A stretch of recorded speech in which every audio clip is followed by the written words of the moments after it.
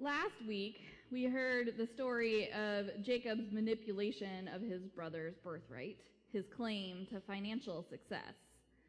And then we skip forward to his leaving the area, which, if you don't dig into those lost moments, makes it seem like this ladder of success he dreams comes right on the heels of his bargain with his brother.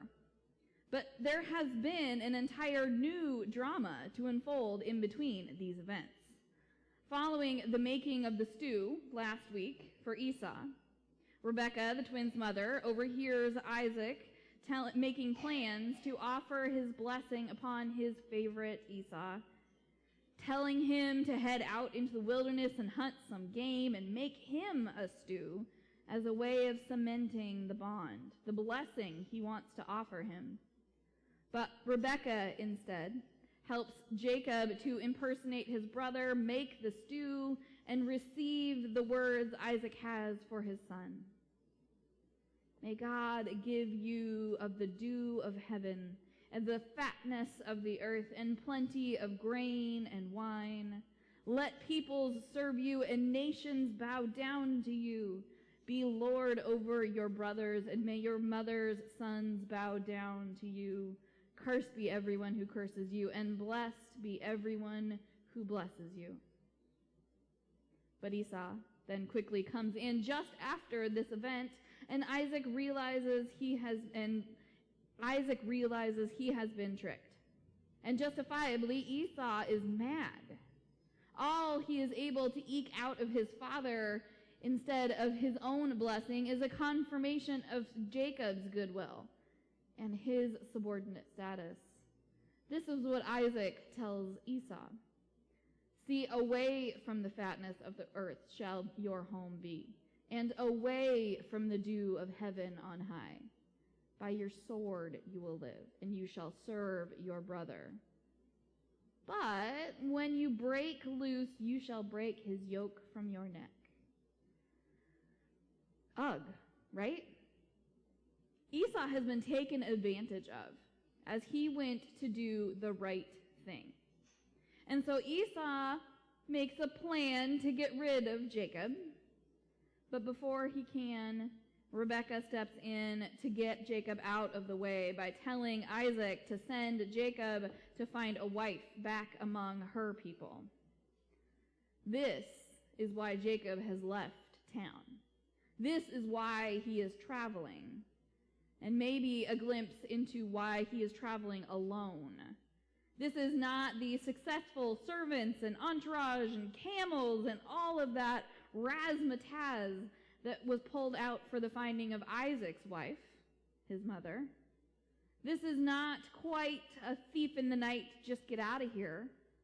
There is still an intent to preserve honor. It is just the travel to get a wife. Rebekah may have assumed it would be a short trip out of town, just until Esau cools down, but she will unfortunately be waiting a long time for his return. Decades, in fact. But nevertheless, Jacob is underway. He is on his journey.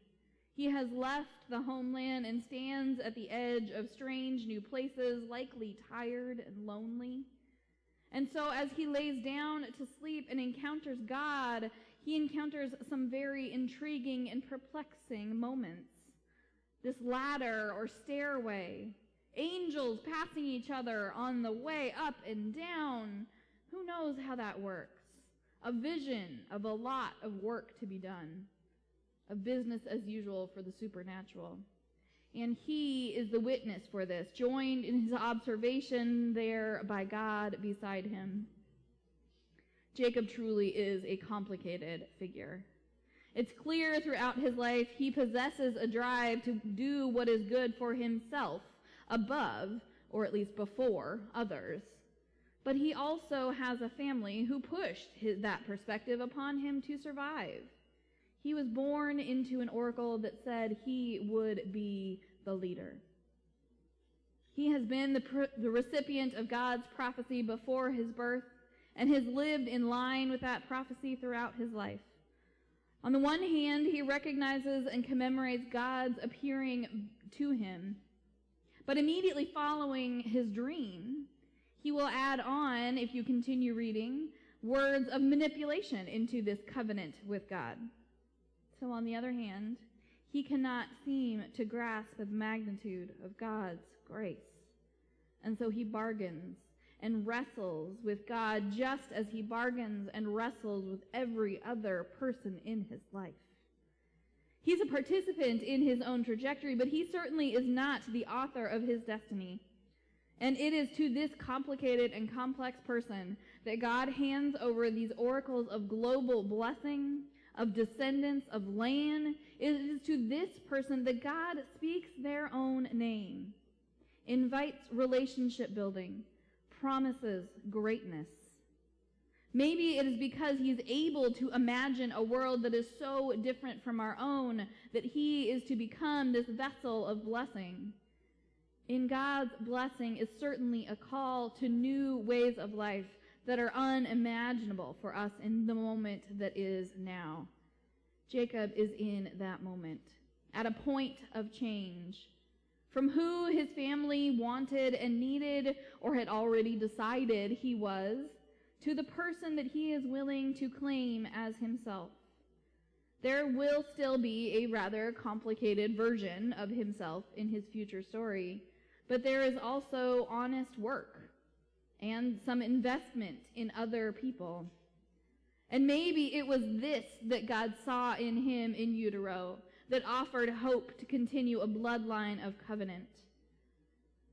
On her Black Liturgy's Instagram page, author Cole Arthur Riley offered this wisdom last month. It's okay to distance yourself from spaces that demand a version of you that is no longer true. Belonging shouldn't depend on illusion. And then she follows that with a phrase, a quote or two, and a refrain for our breathing. First, from Ta-Nehisi Coates, "You are growing into consciousness, and my wish for you is that you feel no need to constrict yourself to make other people comfortable." And from June Jordan, "I could no longer participate in an exchange requiring acrobatics of self-denial."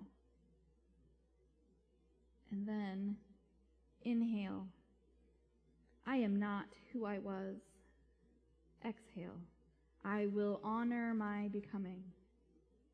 Inhale, "I meet my own face."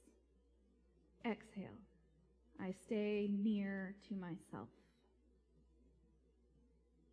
Jacob is not who he was with his family of origin.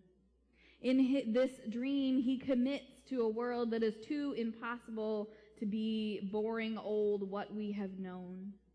His dream ushers him into an intimate experience with God in that liminal, thin curtain of space between understandable and awe-inspiring. How willing are we to imagine this world so different from the one we inhabit? Would we be half as likely to put down a stone at that place where we experienced God and define it for generations to come as the gateway to God's home? What dreams would come our way to show us that we are connected so closely, so fiercely with divine spiritual power? When we are confronted with change, are we ready to say, "I am not who I was. I will honor my becoming"? There is beauty in the world we inhabit without even entering our dreams if we can pay attention, can find our connections, can glimpse the angels around every corner, on every rung of the ladder, on every step of the staircase. How possible is it that we might find awe in the middle of nowhere, on our way to somewhere we don't know yet? These stories aren't really meant to make us comfortable but to awaken the lure of God that is pulling us forward, always pulling us forward. We are called to be our true whole selves. We are called to make space for others so that we might experience true selfhood at our sides. Yesterday, Sam, Tyler, and I went out to the second annual cute little New Cumberland Pride picnic, the group that benefited from the majority of our bingo proceeds. And I must say, they really do have a wonderful plan in place for that event, and it's only their second year. It seeks to be true to the community in which it plays and to the core ideals of LGBTQIA pride, of self-identity, promotion, freedom of choice. And of course, there is room to grow. There were a few from this church, and that was a lovely gift. It was just fun to see some faces I had come to know in and out of makeup that were right here in this building a few weeks ago, be there in their environment, providing activities, painting, beading, eating, helping, and so much more. That is what is so fun about getting involved with their planning team over the last several months. That planning team, the performers, the volunteers, the participants, the vendors, wanted to take pride in their place. Their mission to provide space for all voices of welcome in New Cumberland. And while we are not in New Cumberland, community connections abound. And there was a person I passed as I was walking to my car at the end of the afternoon, and as we passed, we both smiled and said, "Hello, have a nice day." In that encounter, I feel all of the things Riley invites us to meditate on in that breathing exercise we just did. I felt honored just by being seen, and I sought to honor them. In the other, I meet my own face. In the other person, I am able to stay near to who I am. The divine encounters of life, daily, mundane, and spectacular dream space, are all about imagining the world we can barely envision. A world too awe-inspiring to believe in, and then believing in it anyway. I believe in family, and in a world more amazing than we might ever know, with wonders happening all the times, angels descending staircases unseen. I believe that our dreams can lead us to some surprising places, and I believe that redemption and transformation is always before us. I believe, as Jacob was blessed, as God covenanted to empower, that blessing is there for all the families of earth, for all generations, if we see it in ourselves as much as in each other. Inhale. I am not who I was. Exhale. I will honor my becoming. Inhale. I will meet my own face. Exhale. I stay near to myself. Let us envision that world. Let us dream beyond the dream today. Amen.